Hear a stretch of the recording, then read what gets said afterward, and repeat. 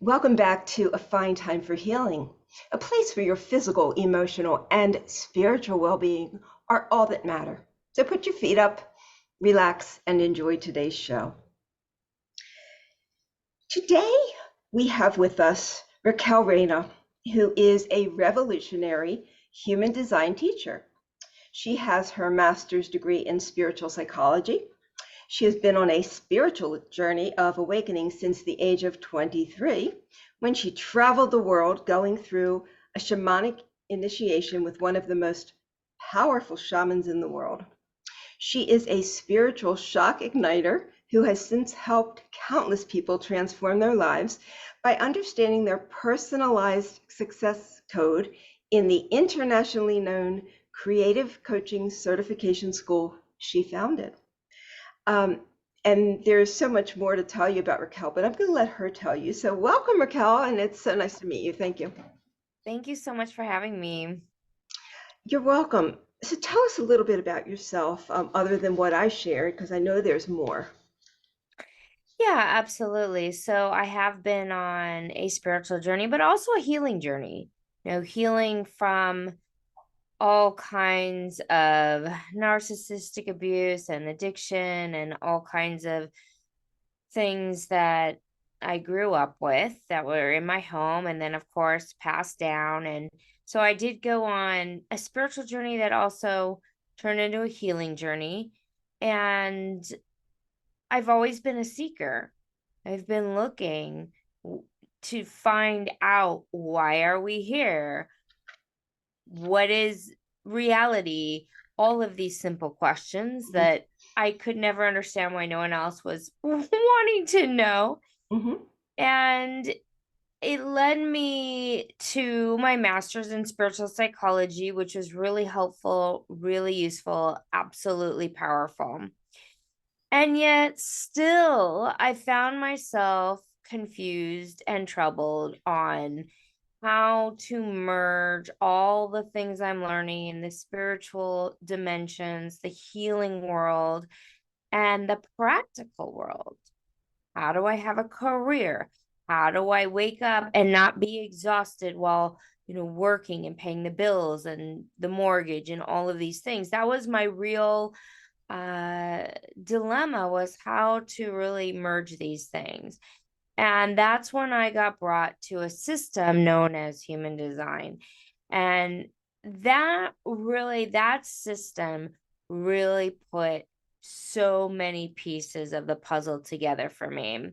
And it's extraordinary. It merges the ancient mystery schools like the I Ching and the Kabbalah and the chakra system and astrology with modern day sciences, neutrino physics, and quantum physics. And it merges these things in a way that shows you what I consider to be an upgrade in your spiritual knowledge or your knowledge about yourself, why you may be susceptible to certain things, what directions might be best for you, what are some strategies for you. And so this knowledge is an experiment. And so I really began experimenting with it and merging it with all the other tools that I learned in spiritual psychology and shamanism and all the things that I had studied, so that I could create a life where I wake up and feel inspired and I feel like I'm on purpose and feel like I'm having my career aligned with my life. Hmm. So everything is working together. And so that was the piece that I needed. And so that's the piece that I really teach right now. And I merge all of the tools, but primarily people come to me to learn more about this unique piece called human design. Okay. That's I love hearing about your journey because I think this is something a lot of people struggle with. How do they merge together what they enjoy, what they know, into some kind of thing, like one label, one thing, that they can grasp and share and develop. Um, and human design, I do believe, really pulls together all of those things. And I know for myself, I struggled with very similar things. And I've always been a seeker. I've always asked myself, why, you know? Mm. So I really get it. I really get it. And I ended up doing work with narcissistic abuse, which you said you have experienced.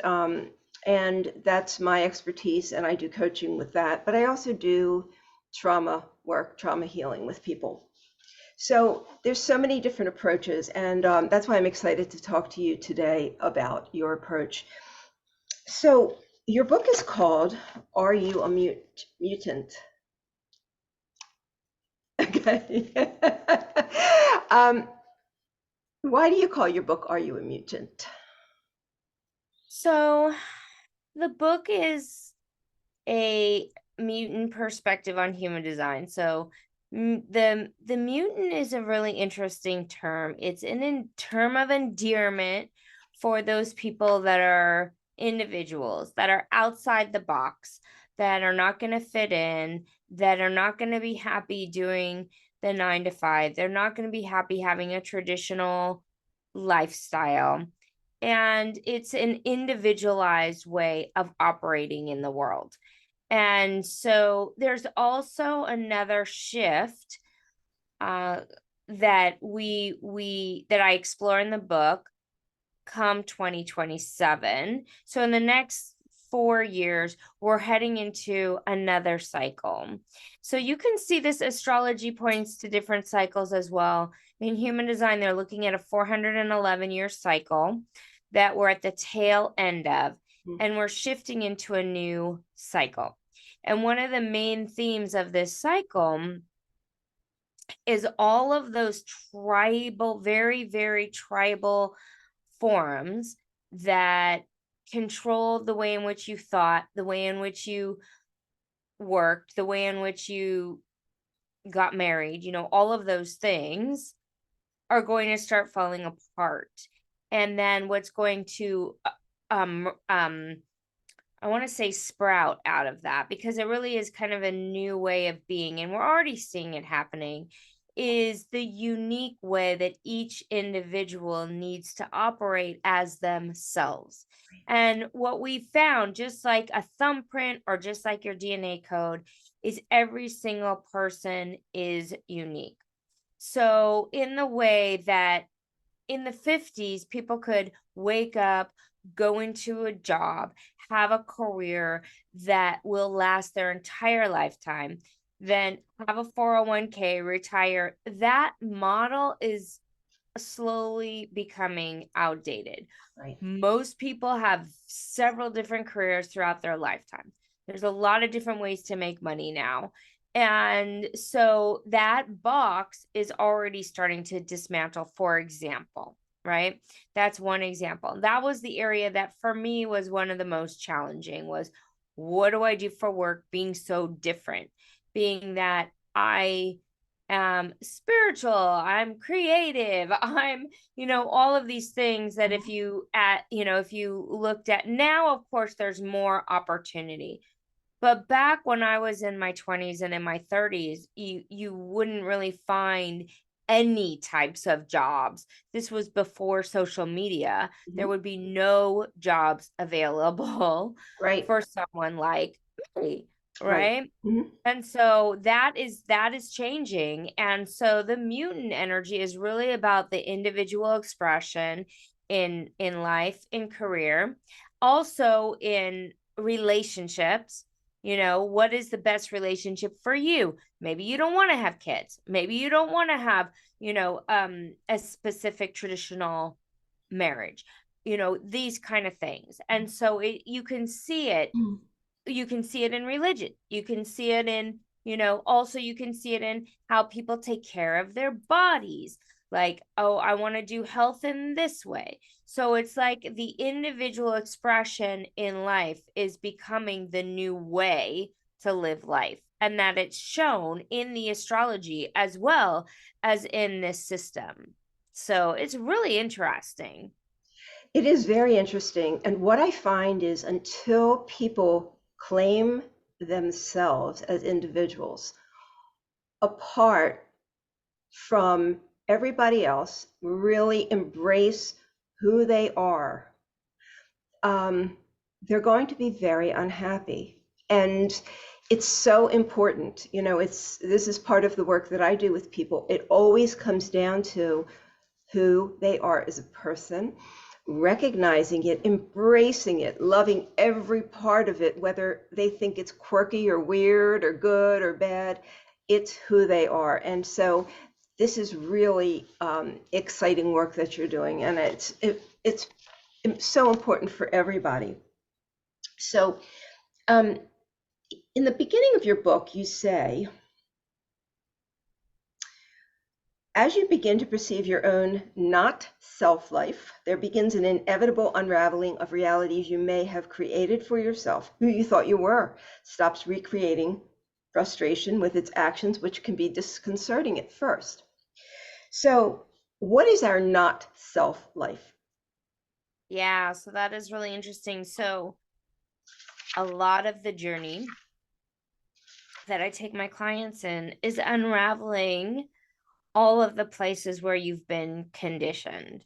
So the conditioning is from your parents, from your schooling, from your friends, from just the environment, from TV. So a lot of people may have been conditioned to believe, let's say your parents were intellectuals, or they said you needed to be a doctor, or they said you needed to, become a teacher. Mm-hmm. So when you begin your journey in this world, you're conditioned out of following what is correct for you.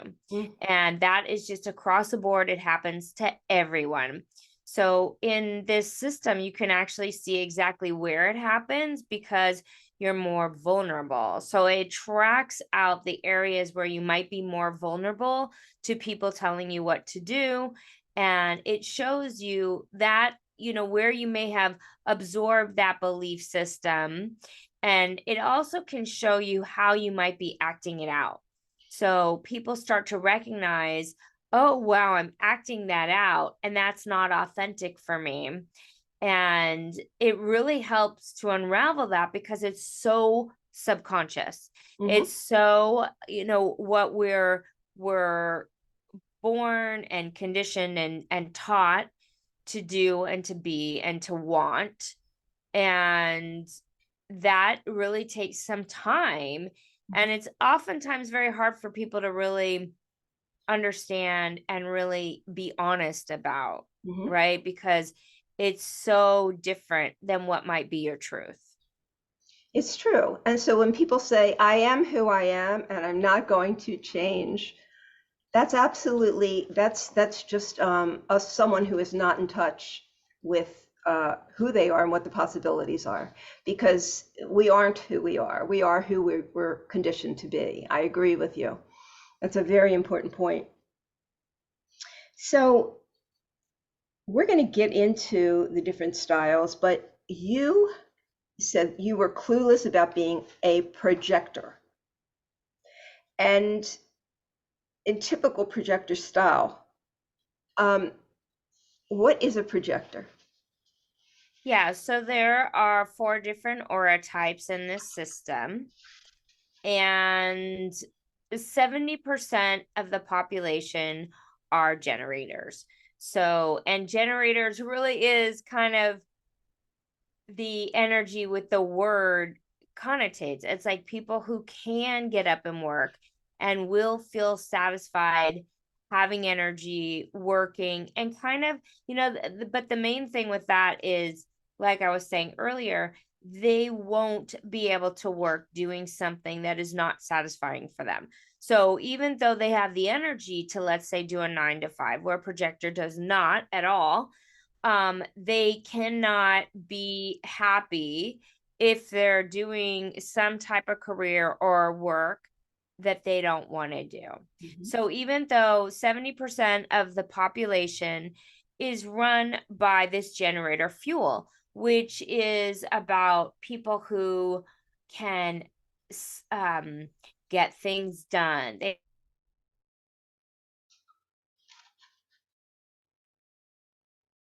me froze for a second. I'm sure Raquel will be back.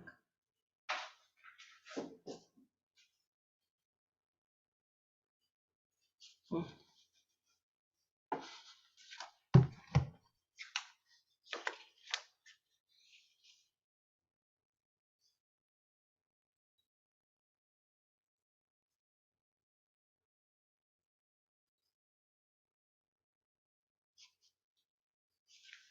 Okay, good. Hi, you there?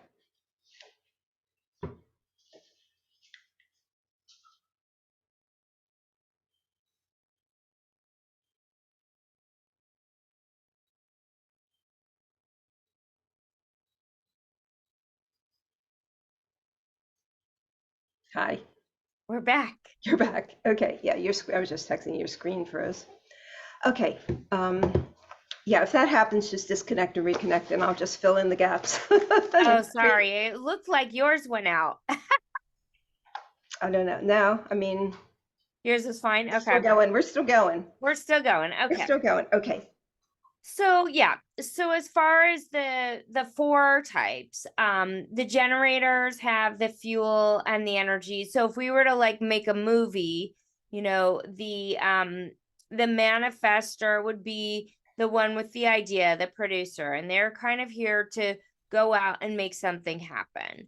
Okay. And then the projector is like the director. They're going to direct and they're going to oversee what's happening in the movie. The generators and the manifesting generators are going to be the actors, the creatives, the behind the scenes, like everybody who's energetically able to make it all happen. And then the reflector is 1% of the population, and they would be like the reviewer or the critic or someone who can like really take the temperature of the movie and be like, this movie's ridiculous, nobody needs to see this movie. So and so that's the four types that kind of help you a little bit gauge what your strategies are, what your what way in which you're going to be able to work in the world. And the very, very interesting thing about that is that most of us are trained to be manifestors. So we've heard the term manifestor. Everybody has heard of the law of attraction and manifesting. And yet, why doesn't it work for most of the population? Why is it so many people are still struggling to manifest a life that they really love? Mhm. And so in human design, it says that, well, this is only 8% of the population that's going to have results by going out and making something happen. Mm.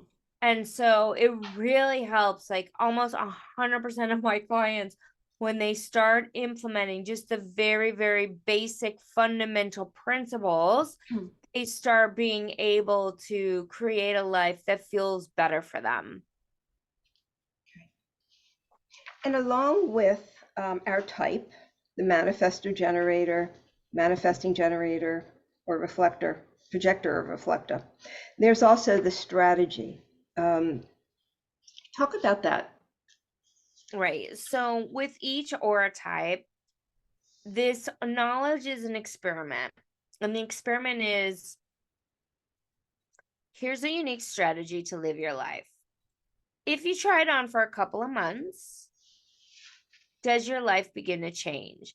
Now, the interesting thing about this knowledge is that it is very mutated in that when you experiment, you say to yourself, it's very personal too. So you say to yourself, you know what? I'm really frustrated. I've been trying all this. I've been doing these law of attractions. Nothing's working for me. And you inwardly say, I'm going to experiment with my strategy. The universe starts bringing you opportunities as well as synchronicities that you just cannot deny. It's really fascinating. So the strategy is the experimentation which with each aura type. So the experiment is, if you lived your strategy, does your life change? Do things get easier? Are you having a better time at work? Are you having opportunities? Are things shifting for you? So that's the experiment. And It is a very uncanny. Like I can give you example after example after example of my clients who were struggling, who couldn't make anything happen. They implemented their strategy and all the doors started to open for them. Life got easier, but it is not easy. The strategies are simple, but it's not easy because we have a battle going on with our mind. Because one of the things that's really important is this aura mechanics, it's an evolutionary process. So human design is saying that we evolved out of the 7 center chakras into the 9 centers. So the system is, it's 9 centers. We went through a stage of evolution. Part of that evolution, and this isn't just that, so many spiritual teachers say this as well, is that the mind is actually a limited instrument. So the way in which we overthink, the way in which our mind is constantly processing, if our mind is making decisions, then it's an outdated format. So if you're making lists or over analyzing, then it can cause some chaos in your reality. So what this system is saying is that the mind is now, we're evolving out of the mind because the mind brought us here, right? The mind is like a very obviously separated us from other animals and brought us here. But the next stage of evolution is a higher level of intelligence, which we call the vehicle intelligence, right? So this intelligence is bigger than the mind. But that is the battle. Is like your mind is going to tell you one thing, you should do this because A, B, and C, or you need to do this because this is what makes you money. Or the mind will say, oh, you've been in this career for so many years, you can't leave it. But your vehicle intelligence is saying, it's time to go over here, it's time to do this. So even though it's super simple, it's not easy to follow. So that's the caveat to all of this, right? It's like, here's a system that'll bring you all the success you want, all the satisfaction, but will you be able to follow it? Because that's really the hard part, right? Because you have to get out of your own way. Yes. And that's really, really tough. And, I love hearing your explanation because it makes so much sense. I observe the exact same thing. Yes. The way I observe it, though, is that with people who feel like they have to control their life, with people who feel like if I don't do it this way, it's not going to happen, these people get blocked from this flow that you're talking about. So sometimes I have to work with people on letting that block go, letting go of that control, and just stepping back and listening.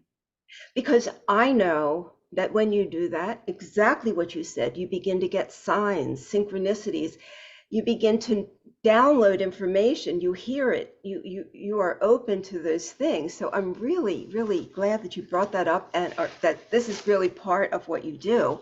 And I love the way you explain it. So our aura mechanics. Okay, so we talked about that. Talked about the aura mechanics. Okay, so the strategy is, are there steps to the strategy? Yeah. So the strategy is the first step, and then the next step is the inner authority. And that's a little bit of exactly what you just explained.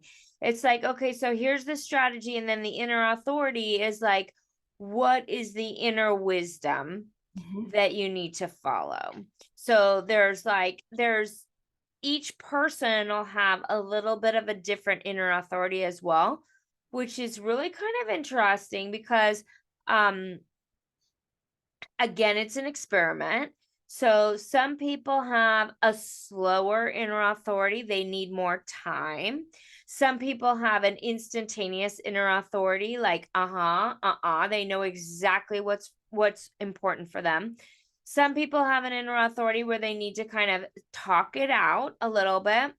And so there's various different inner authorities. So you have your strategy first, And then you have this inner kind of compass. We call it your GPS system. And what that is like, if you get out of your own way, you get out of your mind, you get out of the thinking process, then you can follow what's going on in the inner authority.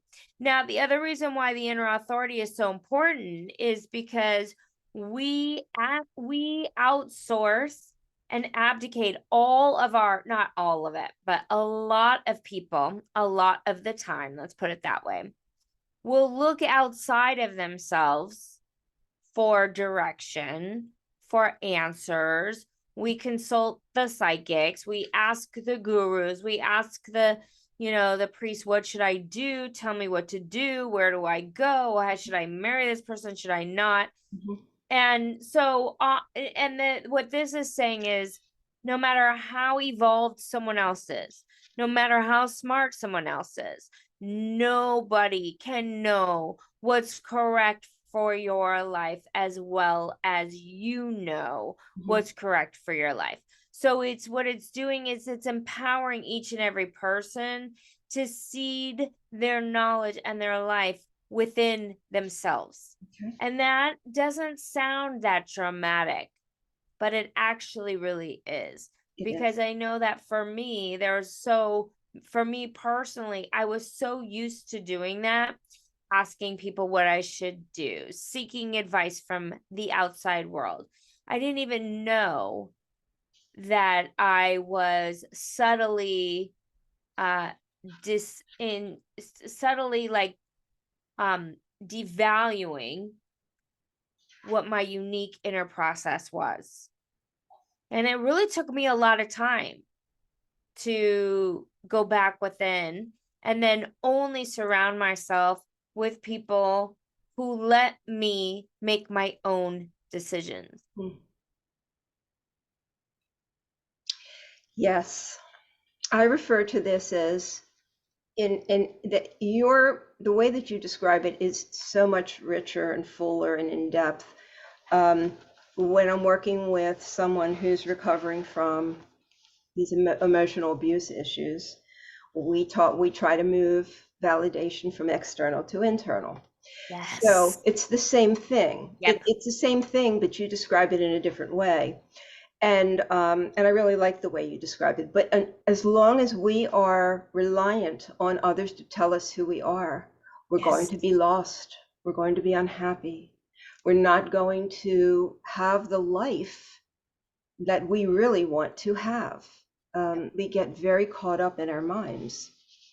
So Yeah. you were saying that we're evolving into sort of another kind of human.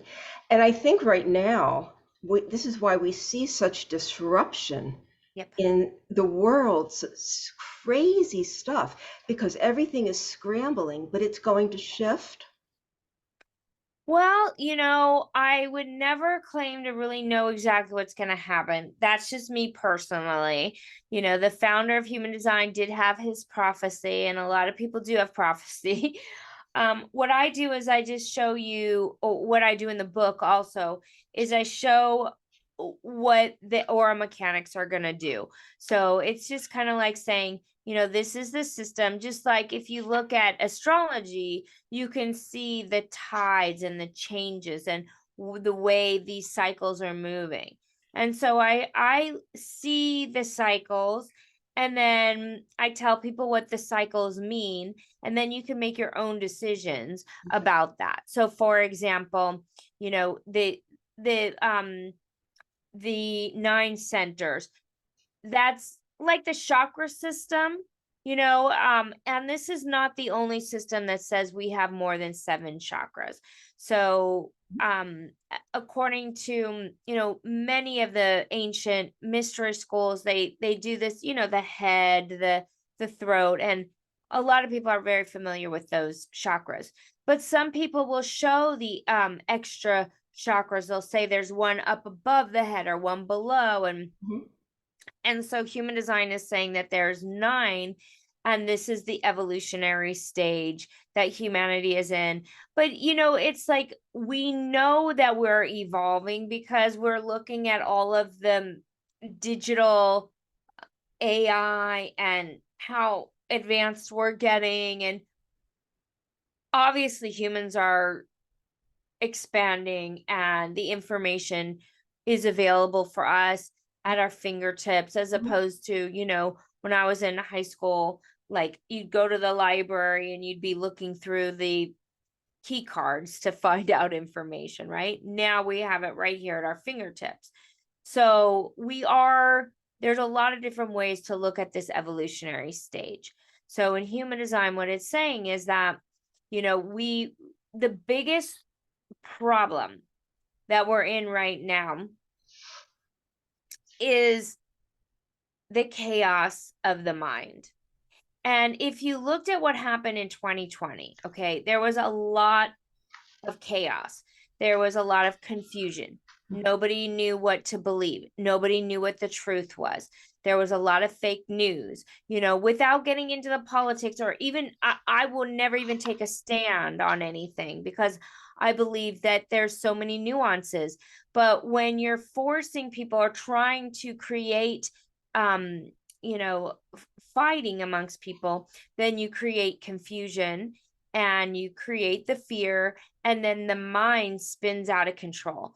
So if you were to say one thing where humans could be, cause the most pandemonium, is when we're in our thinking chaos. And that's everything that's happening out there is an out picturing of the chaos that's going on within our own minds. But when you evolve out of the thinking mind and you're able to transcend that, then you move into higher levels of awareness. And the higher levels of awareness, we see that with, people who are more, you could see that, okay, you could see that with enlightened teachers or something like this, people that have more of an awareness. There's more of a calm. They're more, bringing in their insights from beyond the mind. So that's the process of evolution that human design is talking about. And then how that's going to play out on the global scale and how we're going to see that play out with humanity, I don't know. A lot of people have different theories about that. The way I see it is that as long as you're getting to know yourself and as long as you're able to transcend out of the mind, then you're going to be able to navigate whatever is present wherever you are. Because with AI, I do think that it's going to get wherever we were with the social media and the bots and all the confusion, it's going to intensify with the AI because we have the deep fakes and they're so easy to manipulate people. And as long as you're confused and you don't know what to think, it's going to cause and create more fear and more panic, more confusion. Right. So they're saying that, what human design is saying is that there is a way out. We are evolving and there's going to be a lot of chaos and confusion unless you're able to really navigate outside of the thinking mind. So you explained that really, really well. Thank you. In order for someone to evolve out of that, they have to understand that there's more to them than just being a physical being with a brain. And that's something, that is a concept that is very difficult for many people to grasp.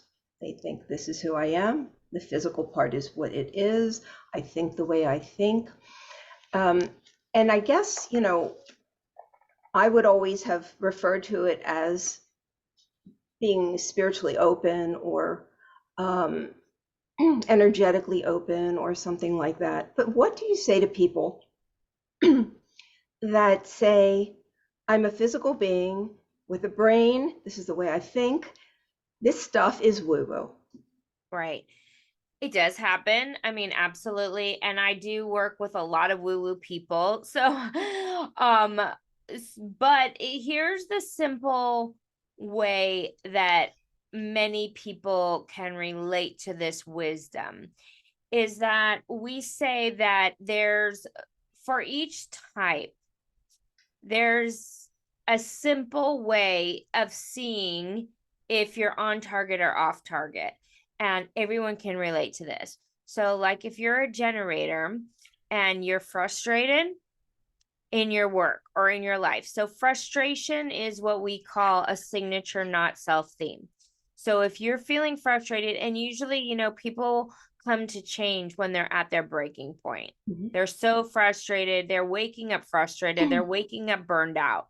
So, if you're a generator and you're frustrated at your job, there's a level of frustration that causes you to be willing to experiment with something new.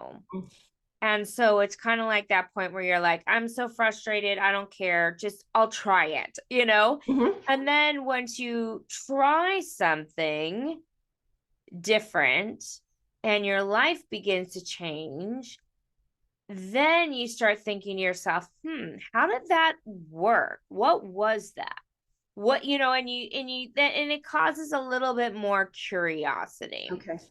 So for the generators, it's the frustration. For manifestors, it's anger. So my sister is one of those people. She's really, really smart. She's super intellectual. She went to Yale. She's Ivy League.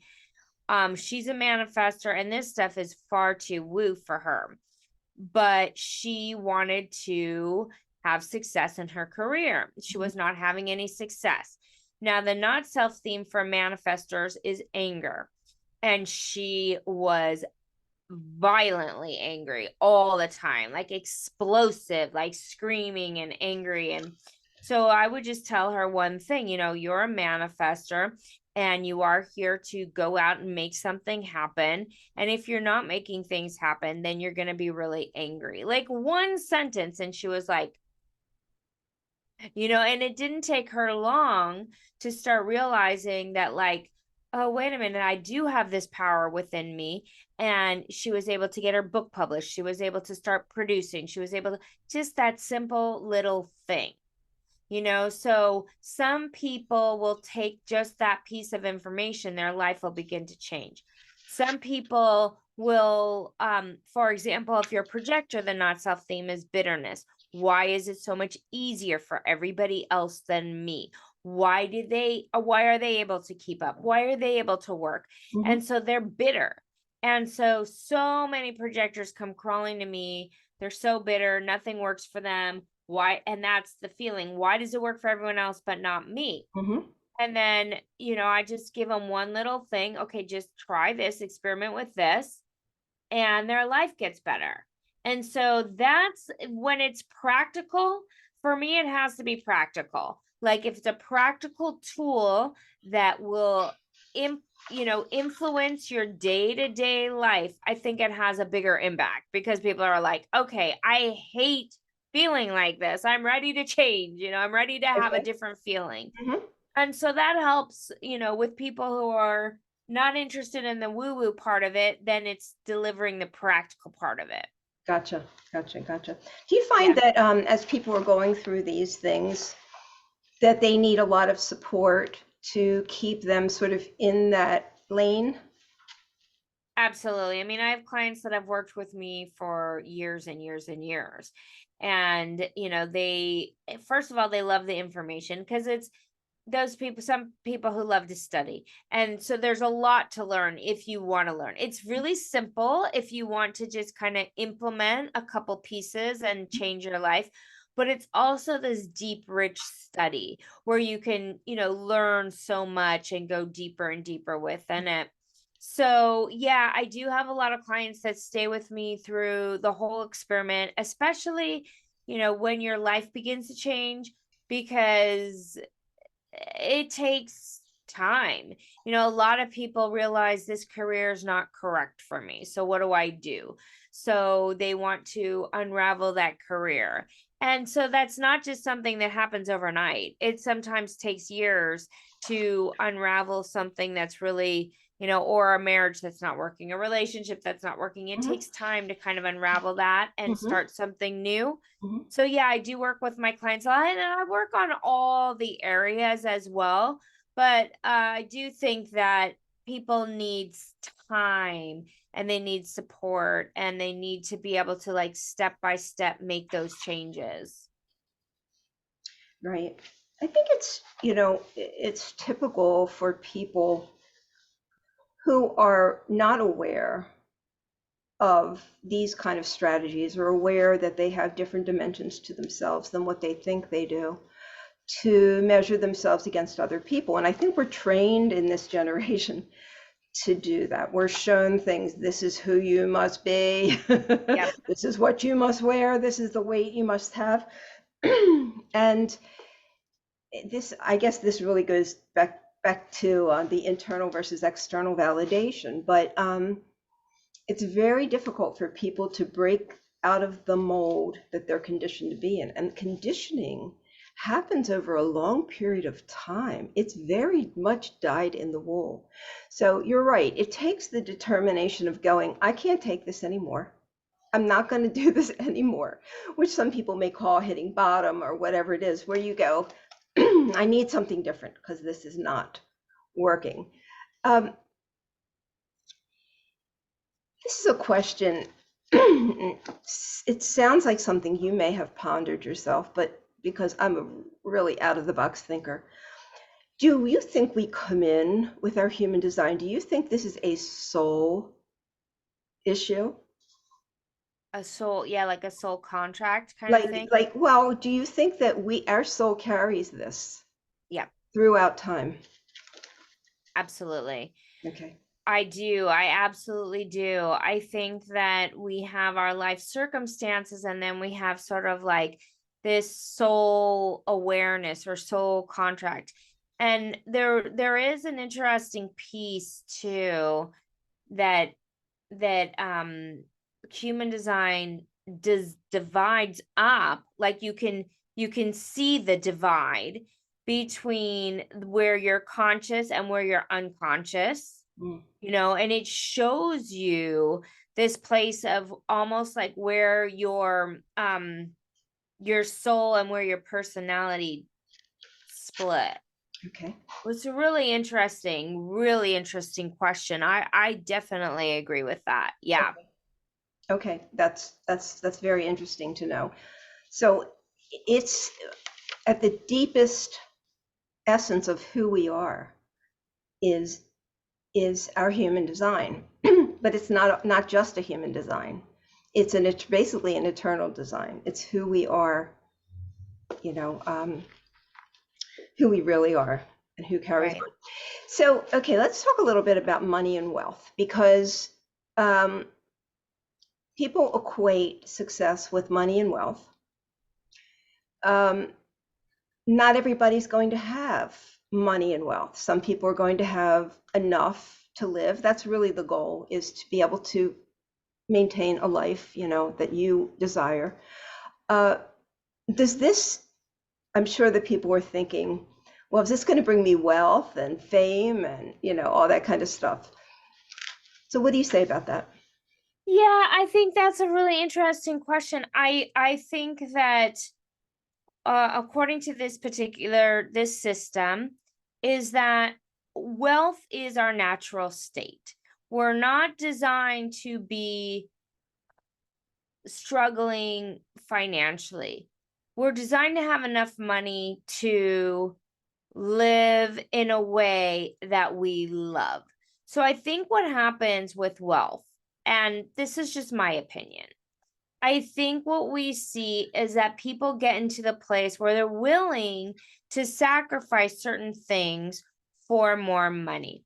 So they're going to maybe sacrifice what they know is right, or sacrifice their health, or overwork, or, think that they have to do certain things for money.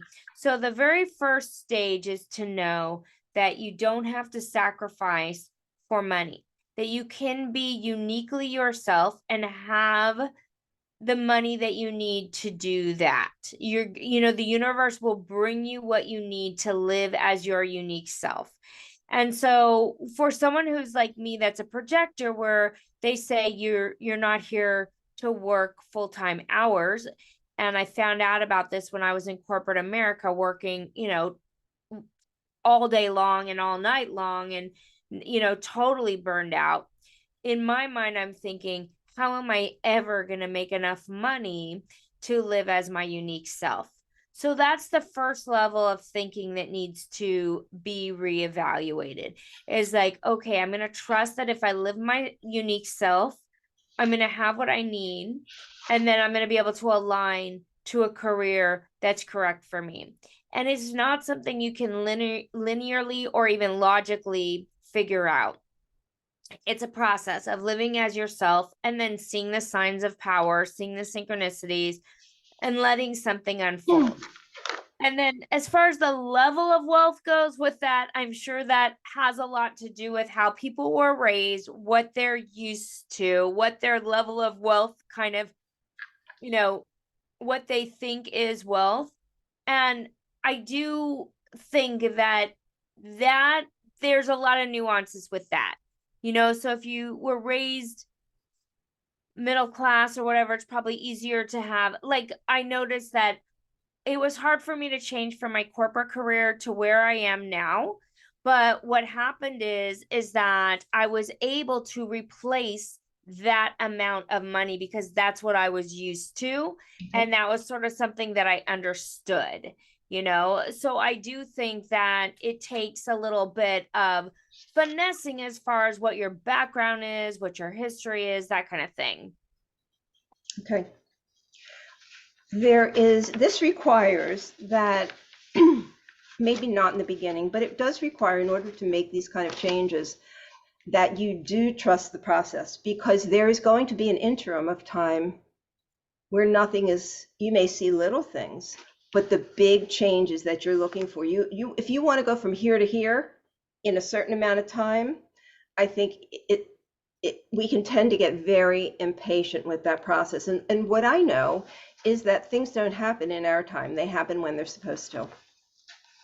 So how do people stay on track during those transition times where it's not happening as fast as they think they want it to? So that is such a great question. And that is exactly it. There is a level of faith and trust that's a deep internal commitment to experimenting with the process. And how does one do that? I know there was a lot of transition period for me where I had to really learn how to trust. And I do think that has to do with a relationship with well-being within yourself. And I think what starts to happen is that the universe will give you sort of little nuggets. Like, oh, when you follow this, you start to feel a little better. So like for me, when I decided to quit my corporate career, I felt so good inside. Like, okay, yeah, there was the fear of not having the money, but I felt so relieved. All the stress disappeared, all the anxiety with the people that were toxic and the situations that were toxic. I had such an incredible joy inside of myself. And yes, I had to live off my savings. Yes, I didn't know what was going to happen next, but there was like little things that were so beautiful and so amazing. And so you start getting these little things that you have to really feel into. And then, yeah, you get confronted with big challenges. Okay, now you're at this point. Are you still going to have the faith that it's going to work out? Are you still going to be able to believe in yourself? And I do think we are challenged and tested and all of these things along the way. And how do you stick with it? I think it's really just the strength. The strength begins to develop the more faith you have in whatever it is that you're following. For me, it was a combination of my spiritual connection and then following this system that I had grown to really believe in. And I'd really I read and got certified and really understood the system before I was willing to like really live it. Right. Yeah, I think that, and I agree with you that when you start the process, that you do get little indications. I call them signs, where signs. And I know that when I became aware of the signs that were put before me and started to follow them, they took me where I needed to go. You know, Yep. it was truly amazing. And sometimes the signs didn't make any sense to me. But I went, okay, I'm being shown this for a reason. Let's go in that direction. And it's not like you get taken from where you are right to where you need to be. There's a lot of little nudges along the way that you have to pay attention to. Some people call them doors or windows. It's like you open this door and then there's 10 more doors. And then you open one of those doors and there's 10 more doors. It's like it's the way of the universe, and we are such a big part of the consciousness of the universe. We are so much a part of it that we are going to be okay. We're going to be okay if we just allow. Yeah, that's exactly it. That's so beautifully said. And I think that that process is so profound for each person and so beautiful. And it awakens such a connection to all of the unseen forces that if you allow for that, you really do move into a mystical, beautiful experience. For me, in the very practical terms, like I was saying, I moved from a corporate career, but I was stuck in that career for a really long time because I was single. I owned my own home. I did not understand how I was going to be able to pay my mortgage. And I had so much fear and anxiety around money because of my upbringing. And so leaving that and deciding to start my own was really, really, really hard for me. Mm-hmm. So everybody's going to have that one piece for them, whether it's leaving, a relationship that's abusive or leaving a career or whatever it is. Everybody's going to have that one thing that's really, really hard for them to do. Mm-hmm. And that's going to feel like impossible. And as you start taking those steps out and taking those steps forward, it is like a miracle after miracle. And I mean, I just Mm-hmm. can't even express how much happier I am being out of that career. And there's no way I logically could have figured it out while I was there. Mm-hmm. I've talked to so many spiritual teachers and leaders who have come from the corporate world. So many that took that leap because it just was not them.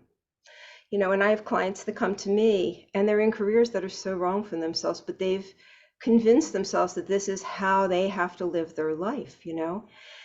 And I had one client in particular. I always give people permission to be who they are and to do what they want to do. I said, there's no shoulds, there's no have tos. You get to be who you are and what you want to do. And when this particular client got it, his world just burst open. It's like he's like, I don't have to do that. I can do this. I'm like, well, what do you love doing? Well, wanted to learn to play piano. I said, then learn to play piano. That's in there because there's a reason for that. But he went from being um, really depressed to being so enlightened that he wanted to constantly share it. So I see this all the time. I see it in myself, and I've seen it in clients. But it takes a while sometimes to get through to people. But it does make major changes. I mean, I've seen huge changes in my clients who let go of control and just be and listen. So I completely agree with you. How old is the science of human design? Yeah, it came through in 1987. So it's relatively new Mhm. compared to a lot of other teachings. So it came through a man named Ra Urahu, who said there was a mystical event 1987 and it was downloaded to everybody at that time, but he got the information and took him quite a long time to transmit it and to bring it forward. And there are a lot of layers. There's just so many layers, from how to eat to how to where to live, um, how to what your motivation, your thinking process. There's a whole system of how you're connected to your guides. Like, it just Mhm. goes on, and it's just an incredible amount of wisdom. I mean, I gotta hand it to him. Like, the level of information this man received, I mean, because I like to read a lot of different spiritual experiences and spiritual awakenings and things that people have done. I Mhm. love it because I'm so curious about it. Mhm. His was really, really unique. Mhm. And he so during this time he just downloaded this whole thing.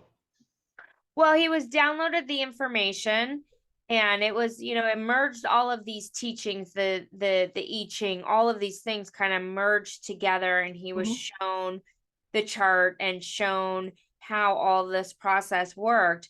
But it took him years and years and years and years to write about it, talk about it, teach about it, create his school. Mhm. And now he's actually been transitioned. He died about 10 years ago, maybe 15 years ago. So now the idea of this information is that once someone experiments with it, they then get new information. So it's mutative. It's not something that's like stuck and that's the final word. It's information that people are experimenting with, bringing forward. So, one of my clients and I are working on a whole new level of how this information reads in the codons in the DNA, because the Mhm. DNA code aligns to the I Ching. And he talked about it, but there's like new levels. If you really research the codons and how we're interacting with our health, Mhm. there's new levels to read it. So there's just constantly new revelations and new ways of kind of seeing it along Mhm. this thinking. Because the DNA, just like the DNA and health, there's always new developments Mhm. in how you're reading those codes. Mhm. So this is really endless. I mean, we can explore this forever, eternally, because there's always It's going to a be more. rabbit hole for Mhm. sure. Yeah, absolutely. Well, okay, so Raquel, if someone wants to work with you, how do they get in touch with you? Yeah, so there's our website, raquelreyna.com, and you can get your free chart there. So if you're wondering what your aura type is, if you go to raquelreyna.com, you put in your birth details and you can get your free chart Hmm. and find out which one of the aura types. And then if you go to our YouTube channel, Raquel and Davidian Unleash Your Genius, you can find out the basics of each aura type. So you can learn, your basics, and that's sort of how people usually like to get started. And then for those people who get obsessed, they then jump into my classes, right? So I do teach a lot of different classes, but usually people want to just experiment with the basics. And so we do have that available so you guys can try it on and see which type you are and see if it makes a difference in your life. Okay. Okay. That's great. And so you said that our birth date is a big indicator of what all of this is. So that is very much like astrology. Is it birth date and time? It is very much like astrology. It starts with birth date and birth time Mhm.